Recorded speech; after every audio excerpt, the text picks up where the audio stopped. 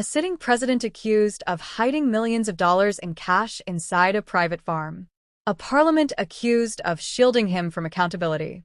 And now, South Africa's highest court has reopened one of the most politically explosive scandals in recent history. The Constitutional Court has ruled that Parliament acted unlawfully when it blocked President Cyril Ramaphosa from facing a possible impeachment inquiry over the PHALA PHALA scandal. That decision has now been declared unconstitutional and invalid. And suddenly, the question that many thought was buried is back again. Could a sitting president actually face removal from office? Before we go further, let's pause here for a moment and watch closely what this moment looks like in South Africa's highest political court and parliament as this ruling begins to reshape everything. Order is made. 1. This court has exclusive jurisdiction to hear the application with respect to the challenge to Rule 129I. 2. It is declared that Rule 129I of the 9th edition of the Rules of the National Assembly, the NA Rules, is inconsistent with the Constitution, invalid, and it is set aside. 3. Pending any amendment, Rule 129I of the NA Rules shall read as follows, open quote, Rule 129I, heading Consideration and Referral of Panel Report. 1. Once the panel has reported, the Speaker must inform the Assembly of the report. 2. The President must be provided with a copy of the report forthwith. 3. In the event the panel concludes that sufficient evidence exists as contemplated in Rule 129G, the matter must be referred to the Impeachment Committee established by this rule or by the National Assembly rules for that purpose. 4.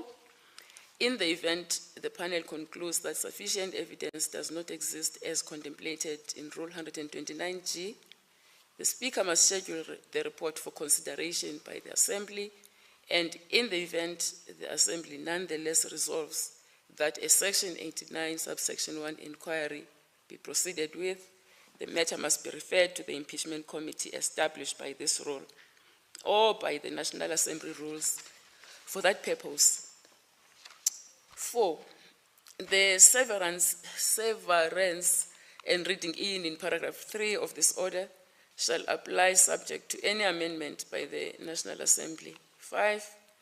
Pending any amendment of the NA rules to the extent that any of the other NA rules are by implication affected by the reading in paragraph 3 of this order, those rules shall be read consistently with paragraph 3 of this order, mutatis mutandis.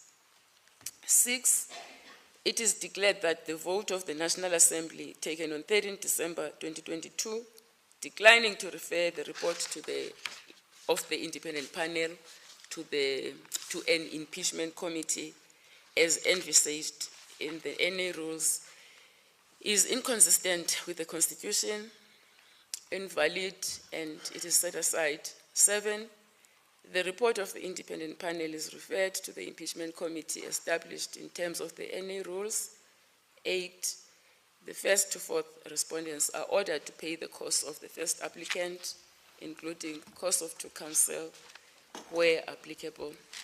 I hand down the judgment. Court adjourns.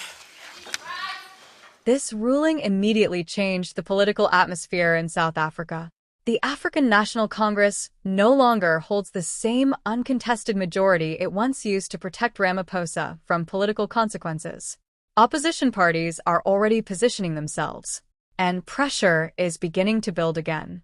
But here's where things get disturbing. This was never just about money allegedly stolen at a farm. It was about what happened after the robbery. Questions about secrecy. Questions about power. Questions about whether state resources may have been used to protect a sitting president instead of investigating him. And now the highest court in the country has forced Parliament to look at it again. Before we continue, let's take a moment and go back to where this entire political storm began. The scandal first erupted publicly in 2022 when former spy boss Arthur Fraser accused President Ramaphosa of concealing a robbery that allegedly took place at his private PHALA PHALA game farm in Limpopo. According to Fraser, thieves broke into the farm in 2020 and stole millions of US dollars hidden inside furniture. Not in a bank, not officially declared, but allegedly hidden inside sofas. And when that allegation became public, South Africa was thrown into political shock. How does a sitting president keep millions of dollars in cash at a private farm? Where did the money come from? And why was it not properly declared? But there's another side to the story. Ramaphosa denied wrongdoing, saying the money came from a legal buffalo sale to a foreign buyer. He insisted it was legitimate business income.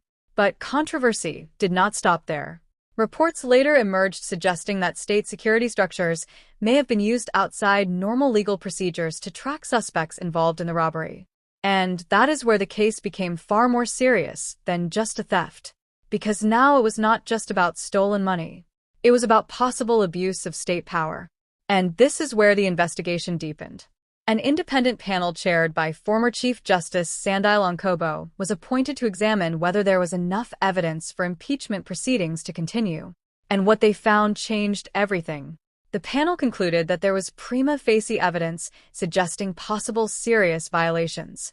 Not a final conviction, but enough evidence to justify a full parliamentary impeachment inquiry.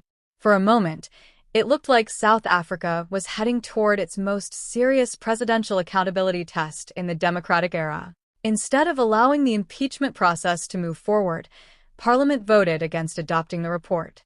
That vote effectively blocked the inquiry. At the time, the ANC still had enough political strength to shield Ramaphosa from further escalation. Critics immediately accused Parliament of protecting the president instead of applying the Constitution. Supporters argued the evidence was not strong enough for impeachment. And just like that, the process was buried. Until now. Because the Constitutional Court has ruled that Parliament's decision was unconstitutional. Even more importantly, it struck down Parliamentary Rule 129, the rule that allowed members to vote in a way that blocked the impeachment process entirely. That ruling changes the structure of accountability in South Africa's democracy.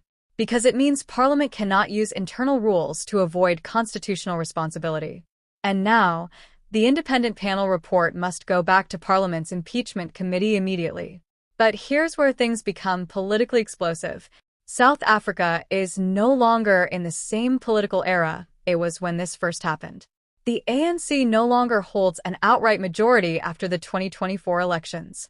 That means any impeachment-related decision now depends on coalitions, negotiations, and shifting alliances.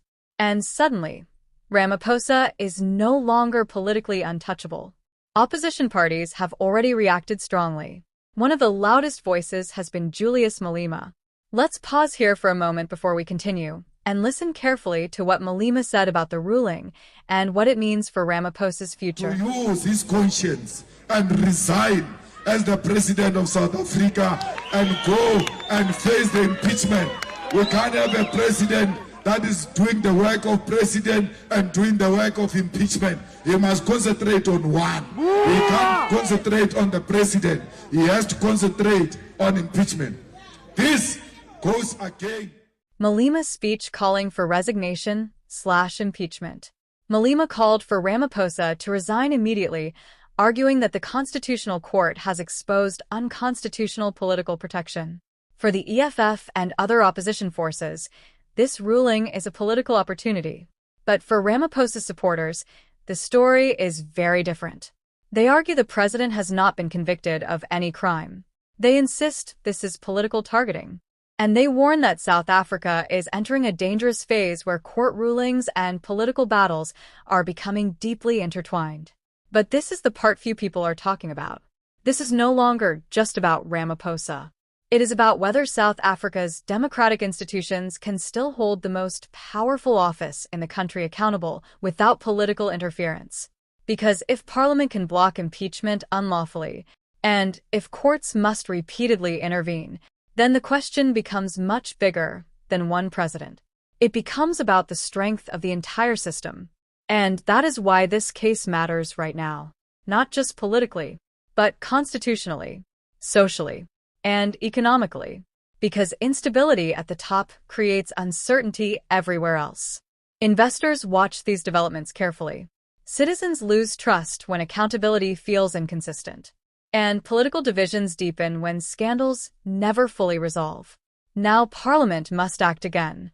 The Impeachment Committee must reconsider the report. Political parties must decide their positions. And the president may once again face the most serious test of his leadership. But nothing is guaranteed. Because in coalition politics, nothing is simple anymore. And the future of this case now depends on negotiations, pressure, and political survival. But one question remains hanging over everything. What really happened at PHALA PHALA? And more importantly, will South Africa finally get a full answer? Or will this become another unresolved political storm?